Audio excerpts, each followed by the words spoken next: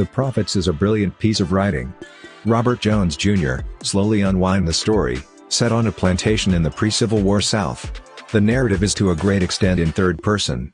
Each section focusing on different character, constructing a rich understanding of the worlds each character occupies. Since the sections focus around various characters, readers experience overlapping adaptations of occasions, which would not be possible with a more restricted story center.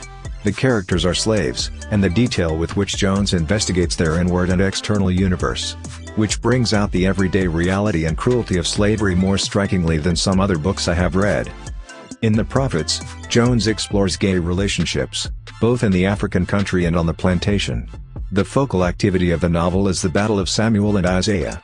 Both share duty regarding caring for the animals on the plantation, who sleep in the barn. Also they love each other both profoundly and, few times, uneasily.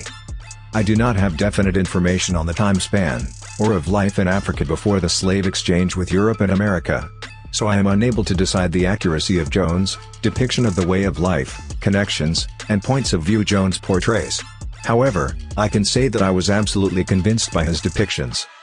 At the point when you arrive at the finish of The Prophets, take your time to read his extensive acknowledgments section. His thanks reach out from friends and family members to embrace a world of performers, activists, authors, educators, and artists, every one of whom he credits with encouraging him become the man and author he is. However, by recognizing these numerous figures, living and dead, Jones shows the significance of community in the improvement of the individual, especially for somebody battling to empower himself and his community in the face of ongoing oppression. The acknowledgments can likewise fill in as a magnificent ground for exploring artists and readers might need to become familiar with. Although this book came in the beginning of January, I am totally convinced that it will stay on my this year's best books, when we arrive at December.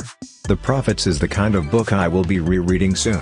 Mainly because I know, my first reading of The Prophets has just started to get a handle on the richness of all that Jones presents.